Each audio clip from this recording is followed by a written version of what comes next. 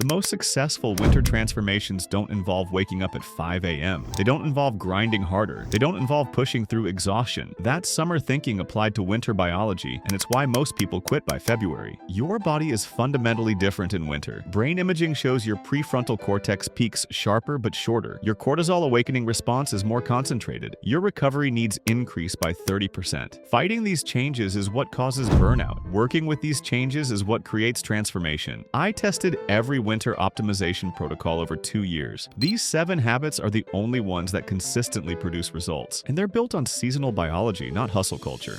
Here's what most people get wrong about winter productivity. They try to maintain the same schedule as summer, working steadily throughout the day, but your cognitive performance in winter follows a completely different curve. Research from the University of Liège tracked people's cognitive performance across seasons using brain imaging. In winter, your prefrontal cortex peaks 2 to 3 hours after waking and drops significantly by mid-afternoon. In summer, it stays relatively stable all day. This isn't about motivation, it's cortisol timing. Your cortisol awakening response is more concentrated in winter, giving you a sharper but shorter peak. Michael Phelps restructured his entire training around this. During winter training blocks, he did his most technical work in the first 3 hours after waking. Everything after noon was maintenance volume. Here's the protocol. Identify your one most important task each day. Do that in the first 90 minutes after your morning routine, not after emails, not after meetings. First, I restructured my entire winter around this. The hardest creative work, the most complex problems, the content that requires deep thinking, all before 11 a.m.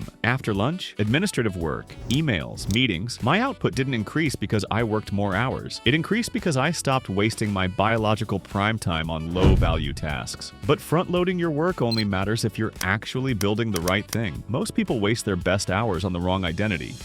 Most people don't fail winter arc because of what they do. They fail because of what they tolerate, the low-value tasks they keep doing, the time-wasting habits they haven't cut, the energy drains they accept as normal. Winter gives you a unique opportunity because your energy is limited. You can't do everything, so you're forced to choose. And that constraint is actually an advantage. A study from the University of Toronto found that people who actively eliminated their lowest value activities during winter months increased their productive output by 39%.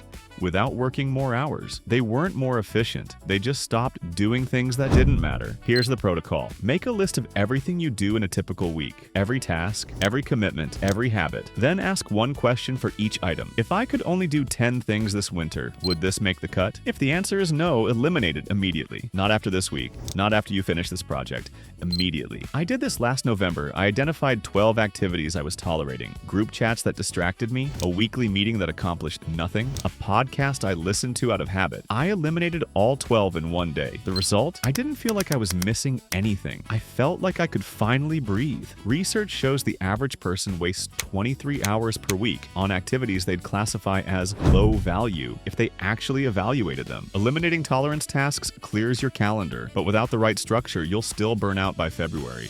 Here's the pattern I see destroy every winter arc. People push hard for 3 weeks, feel great, push harder, then suddenly crash in week 4 and lose 2 weeks recovering. Then they restart, crash again, and the whole winter becomes a cycle of peaks and valleys. The most successful winter transformations follow a pattern called wave periodization, alternating between push weeks and rest weeks before exhaustion hits. Research from the Norwegian Olympic Training Center found that athletes who took a deliberate recovery week every 3rd week maintained higher training volumes compared to those who pushed until they were forced to rest. The key word is before. Elite performers rest before they feel like they need to. Regular people rest after they're already broken. Here's my winter structure. Week 1 and 2, high intensity. Week 3, planned recovery. I cut workout intensity by 50%, reduce work hours, prioritize sleep, do more leisure activities. I mark these in my calendar in November before winter starts. The rest week isn't wasted time. It's when your body actually implements the adaptations from the previous 2 weeks. Your muscles grow during rest.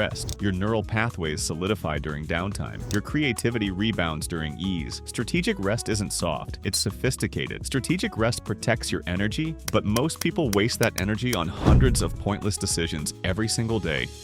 Your willpower is a depletable resource, and in winter, you're starting with less of it because of reduced sunlight and lower serotonin production. Most people burn through their limited willpower on meaningless decisions, then have nothing left for the important ones. Barack Obama wore the same suit every day. Steve Jobs had a uniform. Mark Zuckerberg automates his wardrobe. They were conserving willpower for decisions that actually mattered. Research from Columbia University found that the average person makes 35,000 decisions per day. Each one depletes your willpower slightly. Here's the winter arc application. You need to eliminate every possible decision that doesn't directly contribute to your transformation. Create winter protocols, predetermined rules that remove the need to decide. I have 15 winter protocols that run my entire season. Workout protocol, gym at 7 a.m., same 4-day split, no negotiation. Meal protocol, same breakfast every day. Lunch is protein and vegetables. Dinner is one of 5 rotating meals. Work protocol, hardest task first. Email twice daily at set times, no meetings before noon. Social protocol, 1 isolation day per week, 1 social activity per week. Everything else is optional. Each protocol eliminates dozens of micro decisions. People who implemented decision reduction protocols showed 33% better goal adherence. Not because life got easier, because they stopped wasting cognitive resources on things that don't matter. Protocols remove the friction, but they don't tell you if you're actually becoming the person you claim to be.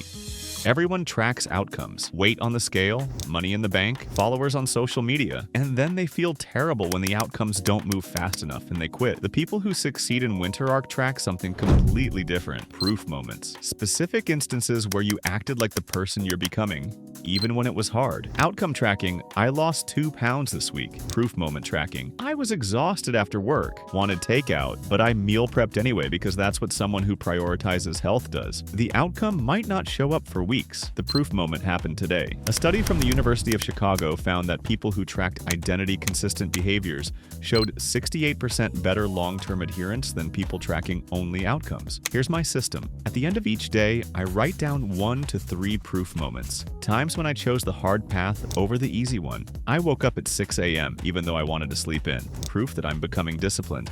I did my deep work block even though I felt distracted. Proof that I'm becoming focused. After 30 days, you'll have 90 pieces of evidence that you're transforming. Proof moments work even when outcomes don't move. You can have a week where the scale doesn't budge, but if you have 14 proof moments documented, you know you're on the right path. Proof moments show you're becoming someone different, but all of this only works if you're using winter's unique biology correctly.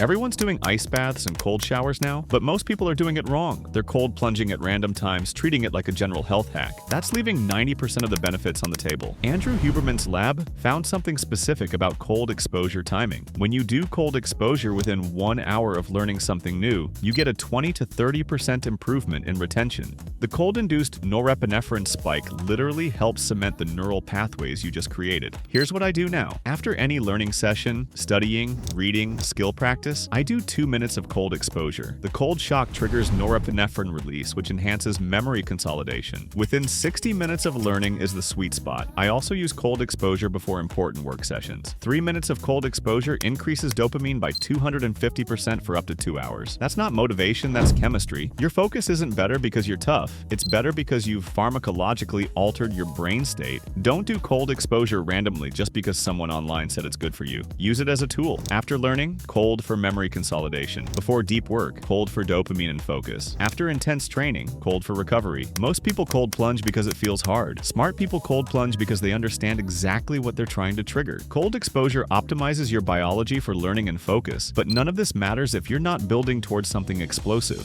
Here's what separates people who finish Winter Arc from people who transform because of Winter Arc. They treat winter as preparation for an explosive spring, not as the end goal itself. Most people grind through winter, make progress, then immediately relax when spring comes and lose everything they built. Elite performers do the opposite. They build capacity in winter, then execute in spring. Research from the International Journal of Sports Science analyzed athletic periodization. Athletes who used winter for capacity building, then shifted to performance in spring, achieved personal bests at 2.3 times the rate of athletes who tried to peak in winter. Winter is your building season. Spring is your launching season. Right now, you should know exactly what you're launching on March 21st, not vague ideas, specific projects. In January and February, you build three things. First, you build the skill foundation. If you're launching a business, winter is when you learn the technical skills. Second, you build the systems and infrastructure. Set up the automations. Create the templates. Third, you create your specific launch plan. What exactly are you releasing on the first day of spring? For me, I spent last winter building video editing skills and scripting frameworks. Then on March 21st, I launched with 4 videos already finished and a 12-week content calendar planned. Open a document called Spring Launch Plan. Write down the exact project you're releasing on March 21st. Then reverse engineer what you need to build in winter to make that launch inevitable.